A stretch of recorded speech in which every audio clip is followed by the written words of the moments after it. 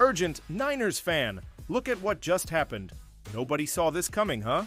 But first, make sure to subscribe to the channel because we bring you daily videos with the latest Niners news, and don't forget to turn on notifications so you don't miss anything. Mac Jones agrees to a 2-year deal with the 49ers. This is a good move. The 49ers just signed Mac Jones to a 2-year, $7 million deal according to the NFL Network's Ian Rappaport. The 49ers came close to taking Jones with the 3rd pick in the 2021 NFL Draft, but at the last minute seemed to have a change of heart and took Trey Lance instead.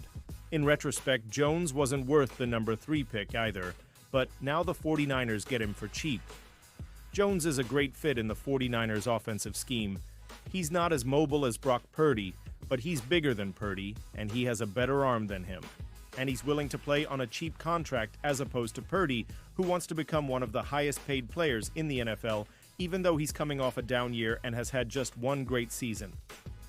Jones gives the 49ers leverage in their negotiations with Purdy. If he refuses to take less than $50 million per season and threatens to hold out of training camp, the 49ers can make Jones the starter. And he might flourish on the 49ers the way Sam Darnold flourished on the Vikings.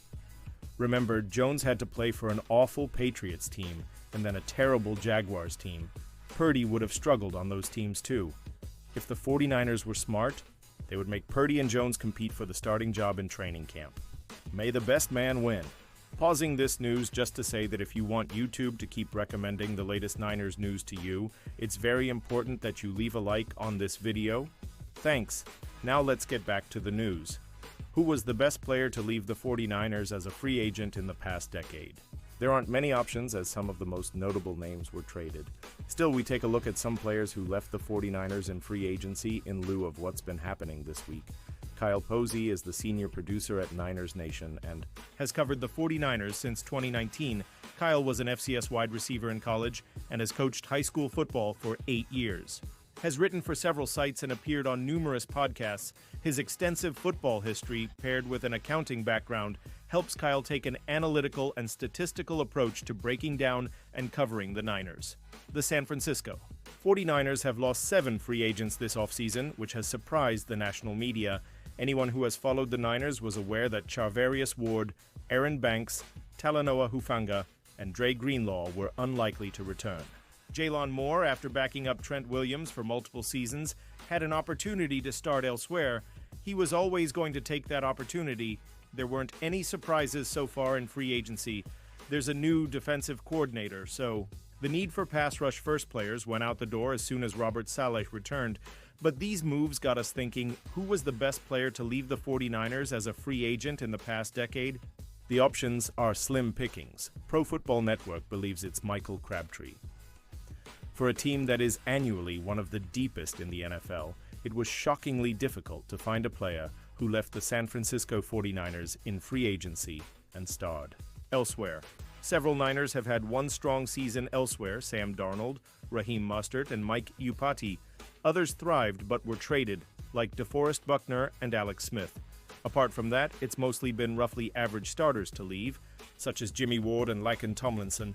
While those are useful players, it's reasonable to replace players at that level with draft picks on cheaper rookie contracts. That leaves Michael Crabtree, who went across the bay to play for the then Oakland Raiders. Crabtree averaged 848 receiving yards per season in 3 years with the Raiders, scoring at least 8 touchdowns in every season. Though he wasn't a superstar, he and Amari Cooper formed a strong tandem for Raiders quarterback Derek Carr. Buckner would have been the most logical choice, but he was traded. Ward played well for the Texans, but he was never really a star-level player, at least to the caliber Crabtree could have been. What do you think? Do you have any obscure names that may not have been stars but performed well once they left the Bay Area? If you're struggling, it's a reminder that teams generally let players walk for a reason. So if you're panicking about this week or any of the losses in free agency, remember that the odds are against most of these players sustaining success elsewhere. Why Cowboys legend Irvin didn't like Parsons' 49ers comment. Michael Irvin had some strong words for Dallas Cowboys linebacker Micah Parsons' criticism of the 49ers. The legendary Cowboys receiver explained why Parsons' comments, while somewhat valid, were a bad look for Dallas. It's also a foul, because you couldn't beat them on the football field, Irvin said Wednesday on FS1 Speak. So don't come here and start throwing things out now saying, aha, now you all are finally going to break up because we couldn't beat you, thank you. I'd rather you not say that. Michael Irvin 88 reacts to Micah Parsons commenting on the 49ers QB situation. You couldn't beat them on the football field, so don't come here and start throwing things out now. I'd rather you not say that. Pick. Twitter. ComJQIY8PBVQ0 Speak on FS1. March 12, 2025, Parsons threw shade at the franchise on social media after San Francisco's massive cost-cutting moves in free agency earlier this week. With quarterback Brock Purdy in line for a huge pay raise, the 49ers had to part ways with several beloved veterans. The Cowboys were in a similar position last offseason, ultimately signing quarterback Dak Prescott to the then biggest contract in NFL history.